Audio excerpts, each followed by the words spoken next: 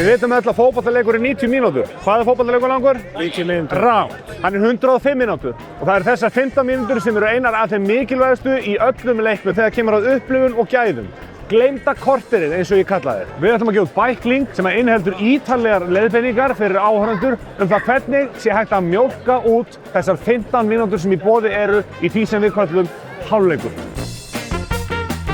Í hvernig stöðu ertu? Það getur oltið á ýmsu notalegu kaffibolli, það er í boði Pop, Pepsi, seinni kvöldmatur fyrir suma, og fljótandi kalóriur, eitthvað fyrir alla. Í hvernig stöðu ertu? Þú getur valið.